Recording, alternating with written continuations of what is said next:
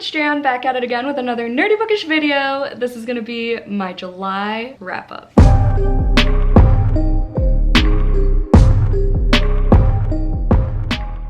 Alright, it is August 3rd and I'm already filming this. No promises that it'll be up in the first week of August or even the second week. We'll see, a girl can dream, am I right? This month is super exciting, but also kind of sad because it's the end of an era or whatever. We're switching from the handy dandy stitch mug to the handy dandy skull. This was Joey's idea because we went spooky shopping and he's like, oh my god, you could use this for your wrap-ups. He was like half joking and I was like, oh my god, you're so right. I need to embrace the spoop. Here we are. All my little slips of paper are in here. If you are new here, I do my wrap-ups in the reread, rewrite, burn tag format. Been doing this for over 2 years now. It's my favorite way to do wrap-ups. It's the least boring way for me to do wrap-ups. Basically, it's fuck, marry, kill, but make it bookish. I have all the titles I read in here. I pull them out 3 at a time, and then I say whether I would reread, rewrite, or burn them. That's the gist of that. July recap time. My birthday month, summerween month. It was a wild time. Total number of books read in July was 26, which is fine, which is good. A couple months this year I've hit 30. 26 is fine too. Upper 20s. Just be fucking content, Jan. Number of pages, because I do keep track of my pages every single day, my physical pages at least, unless it's like 24-hour readathons, especially for like my Lair readathons. My Patreon is called The Lair, if you were unaware. Ooh, look at me rhyming. Patreon links are down below. More vampire themed. It's a grand old time. We talk about spoopy stuff, books obviously, Taylor Swift, caffeine, just life in general. We have like a therapy channel on Discord. It's called Let Your Bats Fly, and I'm pretty freaking proud of coming up with that name, not gonna lie. Oh my god, look at me rhyming again. What was in my coffee this morning? So I would love to have you if the bloodlust is calling to you at this very moment. We have exclusive videos, exclusive merch, and the links are down below. As always, all that to say, the number of pages that I read this month was 6,972. I do try to read at least 100 pages a day, so do with that information whatever you like. That's not the saying, but you know what I meant. Number of BIPOC authors, only 4. That's embarrassing, that's atrocious, I'm ashamed. Moving on. Best book of the month. No one is surprised. Fear the Flames by Olivia Rose Darling. First of all, this author is just everything. She is the most angelic sweetheart. She sent me a copy of the new version of this. I started it before she sent me that one. Kind of hard to explain, but basically she has rewrites and I had the old version and she noticed when I posted about this book on Instagram because I was obsessed. So what I was doing was like kind of like a tandem read and I had them side by side and I was annotating this one but reading the other copy somewhere up there. It was chaotic, but we made it through and I gave it 5 whole stars, 15 whole stars, honestly. This was such a better experience than Fourth Wing. Still haven't made it past chapter 5. This, I was hooked from page 1. The characters, the banter, the humor, plot, all of it was just so much more captivating. It just like made sense for the characters. It wasn't juvenile. The banter was actually funny. It wasn't cringy, didn't feel forced. And I hate that I keep comparing it to Fourth Wing, but really, I feel like this gained traction on Bookstagram and Book Talk because of that book. But I found out about this book from Jody from Vanilla Moon, so thank you so much, Jody, for putting this book on my radar because she read like a beta version on her phone or something. And then I bought it like as soon as it was available on Amazon. Maybe not as soon, but when I saw that it was available on Amazon, yeah, I'm obsessed. And I wasn't confused the entire time. This is like a 600-page book. Jan Agaton was not confused. I hate that I just talked in third person, but like, if you know me, if you've been here a while, you know how confused I get for fantasy. This was like kingdoms and war and betrayals, a mission to get these dragons back, and I was hooked the entire time. There was not a dull moment in this book. There was not a moment where I was confused or bored. I loved it so much, and Caden is one of my new book boyfriends, and it's very rare for me to say that. Very rare. I was never one of those like, Oh my god, my book crush, my book boyfriend. no, but Caden, something else. And I love our badass stabby queen, Elowen. It's just such a good story. And if this sounds any type of remotely interesting to you, highly recommend, please pick it up as soon as you can and support Olivia Rose Darling. It's also on KU now if you have Kindle Unlimited.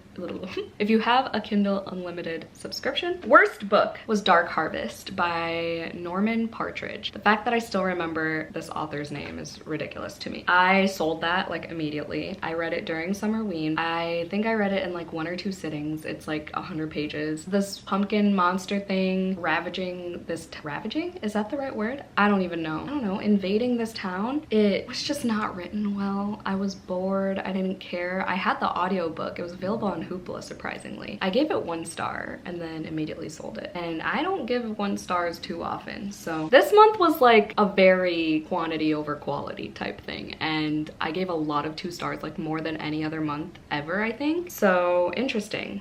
I was a lot harsher on books this month than like any other month of my life. Or I was just picking up mediocre books. I don't know. I try to read at least 1 nonfiction a month, and this month it was Your Book by Seth Rogen. I have this listed on my Pango. My Pango Books account is always linked down below as well. I gave this 3 stars. This is not even a memoir. It's just like essay collections about his like childhood and high school years and college years where he got drunk and partied and did drugs and interacted with women. There were like some glimpses of his acting career. There were a bunch of funny parts, obviously. It's Seth fucking Rogen. I don't know. I rarely give nonfiction books lower than 4 stars. Lower than 5 stars, honestly, especially if it's like autobiography type thing like this. Not biography, but you know, like a memoir or essay collection. But it got old after a while because it was just literally like frat boy energy. I was not about it. But still love Seth Rogen, love his acting. I think he's hilarious. I'm glad I read it. The audiobook was good too. That's another thing, the audiobook, it was trying too hard sometimes. Like it had all these audio effects and voice effects, and sometimes you couldn't, it like drowned Seth Rogen's voice out. Like you really couldn't even hear him. So that was kind of annoying, but it was entertaining. And then I also try to utilize my Kindle every month for at least 1 book. I usually do use my Kindle for my unmuted and unhinged sprints, which is another Patreon perk. It's for all the tiers. It is where Joey is my boyfriend if you're new here, we read and live react to horror or extreme horror novellas, and we read them in 1 sitting usually. I think there were like 1 or 2 exceptions where we ended the live because we were just like falling asleep. But we stay unmuted, unlike like regular sprints, you know, where everyone mutes and then there's ambiance. There's still ambiance, but we stay unmuted so y'all can hear live reactions to these like gory, disturbing books. With all that being said, on my Kindle this month I read The Maze by Jordan Green. This and Dark Harvest kind of go hand in hand. This is like a haunted corn maze. The ending could have been so much better. I thought up a better ending that would have been so much more entertaining. It just like was not good. I also sold that immediately on Pango. I gave this one 2 stars, but there were like 2 gory scenes that were semi-memorable, but other than that, it wasn't great. I also try to participate in the Buzzwordathon every month, which is an annual reading challenge hosted by Kayla from Books and Lala here on BookTube, where she basically chooses words or phrases or categories or whatever that you have to read books with that word in the title, if that makes sense. And you could do it any way you want. You could do like 1 book that month or like read that word for a whole week type thing. I usually try to just get at least 1. The buzzword for July was weather-related words. So I counted The Laws of the Skies by Gregoire.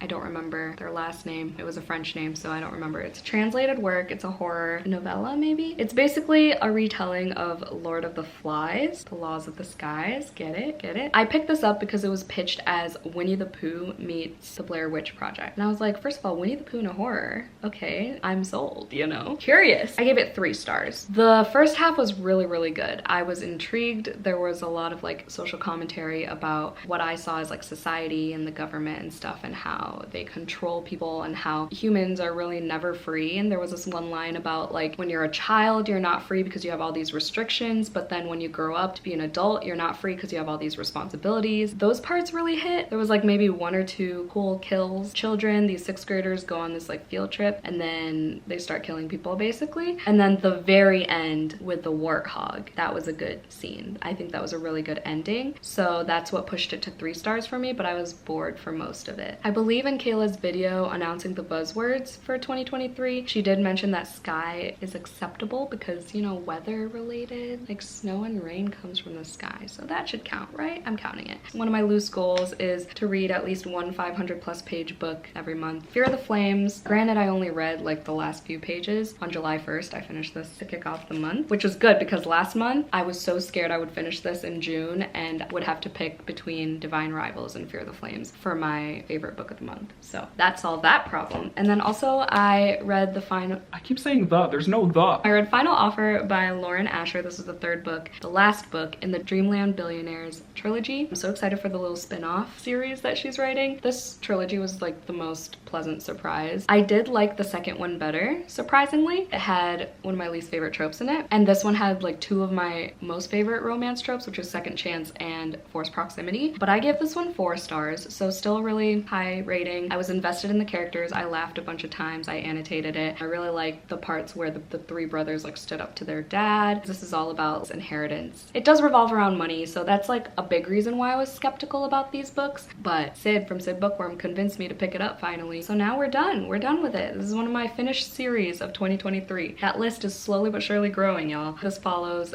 is it the youngest brother? I don't know. His name's Cal. His task from his grandpa's will before he gets his inheritance is to spend one more summer in this lake house before he sells it. Turns out that the grandpa also let his ex-girlfriend live there, so then that's where the second chance comes in. Forced proximity, they have to live together, and there's a kid involved. It's a good one. There are also trigger warnings for alcohol abuse, substance abuse, so do look those up if you're triggered by those things, because it is a very prominent aspect of the plot of the story as a whole, of Cal's background. It says in the synopsis that he's a high-functioning alcoholic. Sorry, my toilet is making fucking weird noises. I did not read a classic, which is another loose goal of mine every month. So now we can get into the wrap-up. So the first 3 we have The Whispering Dark by Kelly Andrew, which was my July full moon book club pick. I do run a book club by my lonesome. It's called the Full Moon Book Club. We're actually in the middle of the full moon readathon as we speak. It might still be going on when this video goes up. It goes till the 13th. We actually just had this discussion yesterday, so I could link that down below, but it's called the Full Moon Book Club because our live show discussions are on the full moon of every month. So if you want to join, just read the books. I'm announcing them one by one now, like the month prior. It just helps with my mood reading and everything. I guess I'll announce next month's,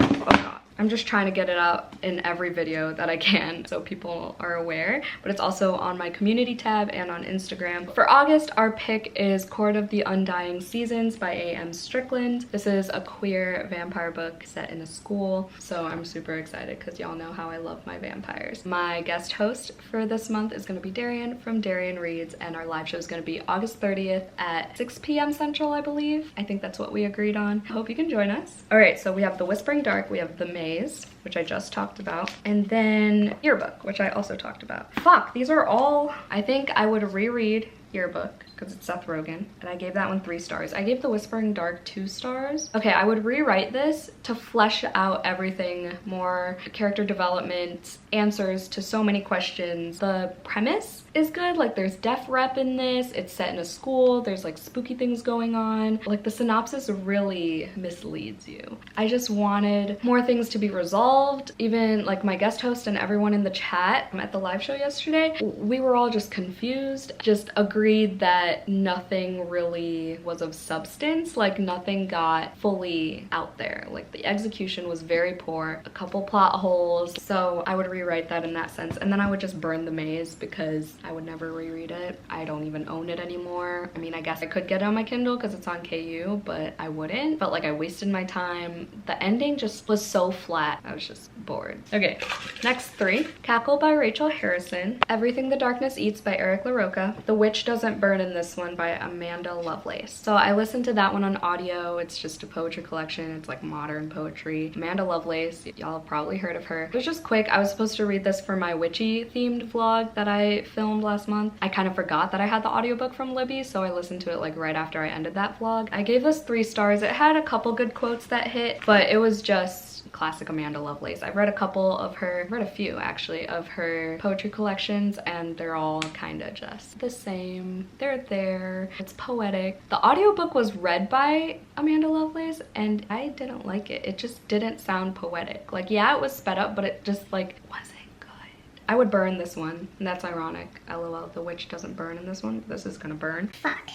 Okay. I have to reread Cackle because I gave this one 5 stars. Again, I read this for my witchy vlog. It was just so good. It's like a cozy horror kind of, but the horror elements are pretty much just in like the uneasiness, the intrigue, I guess. And then there's also like spider stuff going on, and that was kind of creepy. This woman moves to this small town from New York and meets this witch. Things just start happening to like protect her. Yeah, spiders are involved, so that part was creepy. It was just a feel-good witchy witchy book. It reminds you of Gilmore Girls, kind of like Good Witch. That show's really good too. Yeah, it's just that cozy horror, and the character development's really good. So I would highly recommend if you're in the mood for that type of vibe. But yeah, I would absolutely reread this. I just loved how it ended. I love the choices these characters made. Yeah, I had a good time, and I read it in just a couple sittings, so that was fun. And then I guess that leaves me to rewrite Everything the Darkness Eats. I read this for Summerween, but I mentioned in my vlog that one of my patrons, Lori, read an article of an interview with Eric LaRocca of them saying that they didn't really want this heavy emotional homophobia storyline to be in this at first, but their movie, I don't know if this is being made into a movie or like someone of authority that they looked up to said that it needs that emotional hook for people. So that was there, and it was really brutal. So much brutality in this, so do check trigger warnings. But I guess I would rewrite it to like keep the energy of the prologue, because the prologue hooked me instantly, and I really thought this was gonna be 5 stars from the prologue, but I gave it 4 stars. I had a really good time. This is just such a well-crafted book too, with the pages and stuff. I think I would reread this too, but for the sake of this wrap up, I have to rewrite it. So yeah, I think the prologue was a really strong start, and I think the other storyline with the characters named Ghost and Heart, I think that storyline was really good, and it was unique. It's heavy. It's heavy all around. There's a lot of violence and homophobia and abuse that goes on, and it's just devastating. It's heartbreaking. There's also this other storyline that's really unique, and there's like some fantasy magical elements to it too. The prologue was intriguing, and I wanted it to keep that energy, so I would, I guess, rewrite it in that sense. Eric LaRocca can do no wrong in my eyes. I love that author so much. All right, next, Unfamiliar by Haley Newsome, I think is the author. That was a graphic novel I read for my witchy vlog. Then we have All the Truth That's in Me by Julie Berry, which I read for a Patreon readathon where Joey chose my TBR, I guess, of books I read. And then we have Suishi.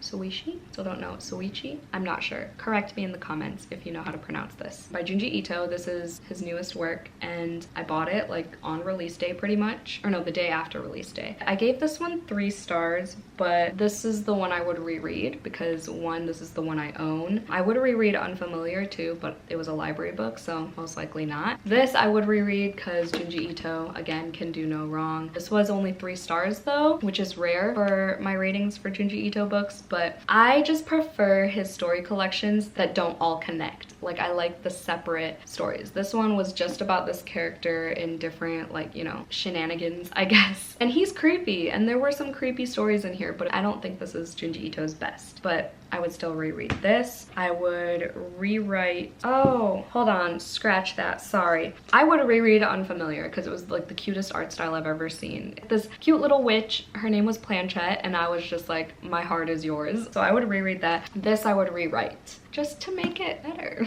Like, make it more separate, I guess. Focus on different characters, not just this one. I said what I said.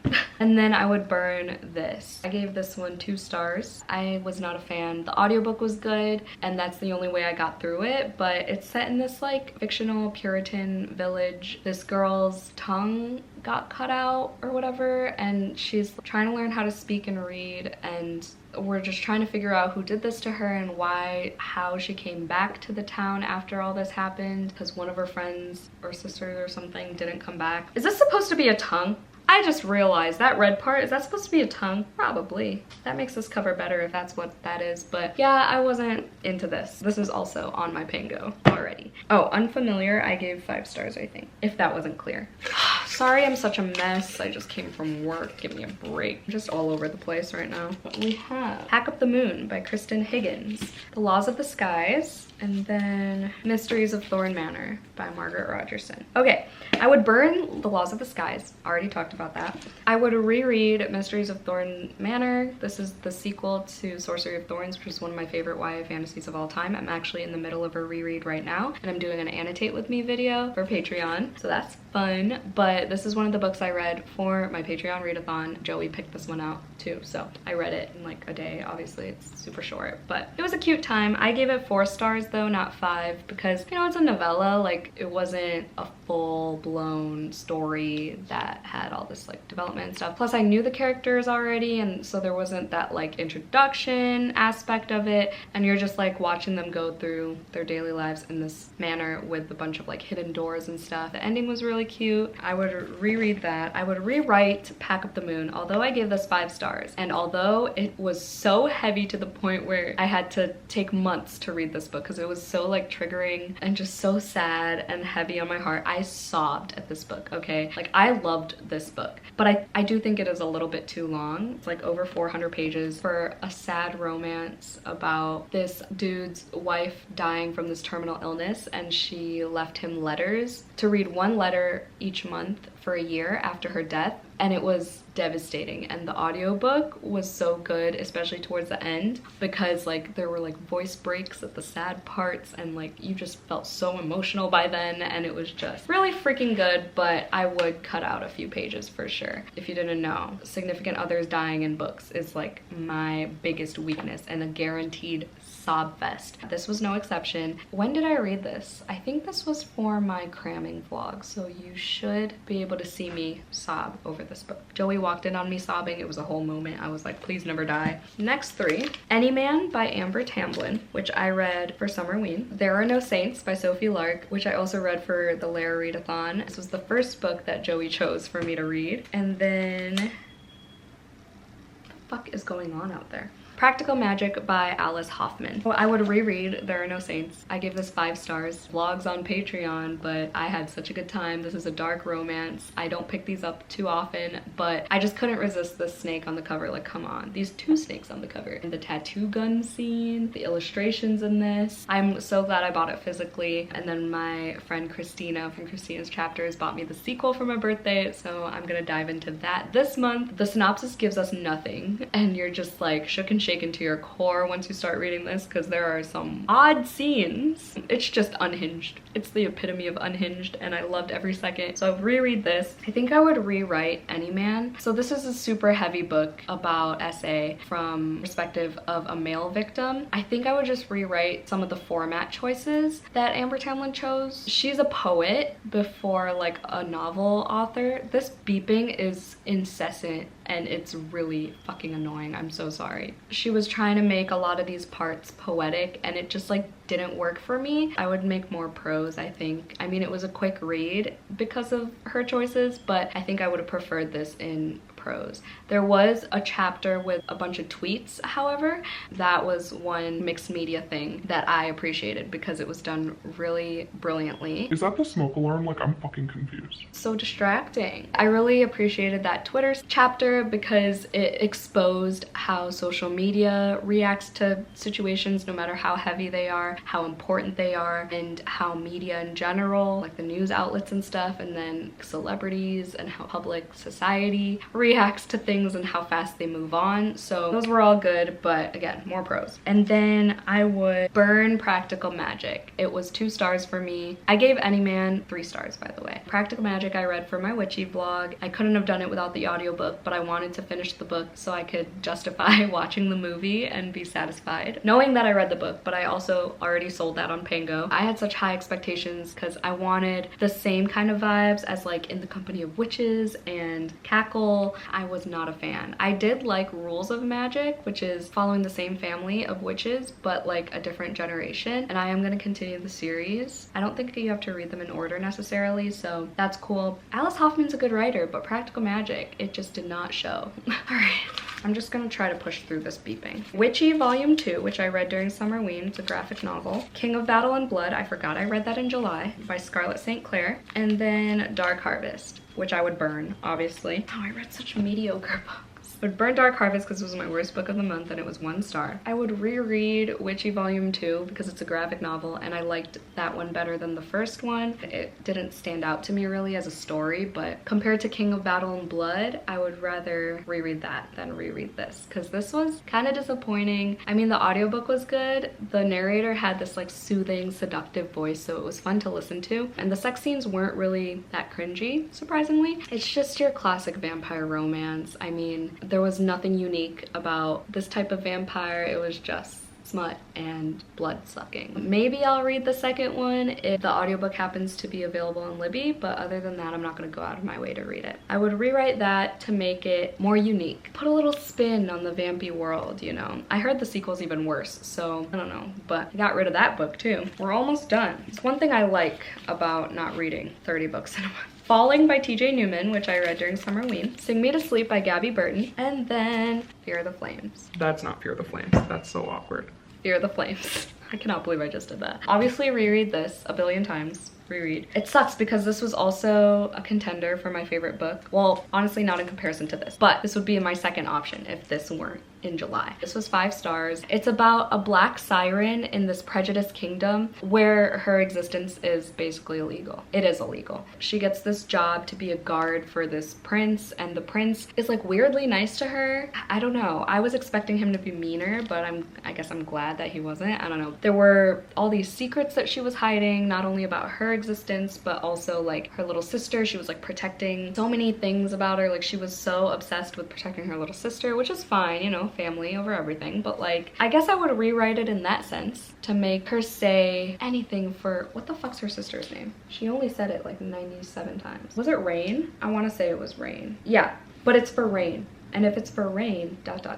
Yeah, so her little sister's name was Rain, and she always said anything for Rain. I gotta do it for Rain. Like, we get it. You love your sister, okay? So I would just take out some of those phrases, I guess, to rewrite this. That's a good little cop-out moment, but this was so good. This was so well written. A lot of social commentary in this fantasy world, and I was hooked from the very start to the very end. Loved this book, and I highly recommend, and I think it's gonna be one of those underrated fantasies, but I'm glad Fairy Loot took it upon themselves to make a special edition so it gets more exposure because it deserves it. And then I would burn Falling because I gave this one 2 stars, I think. Shocker.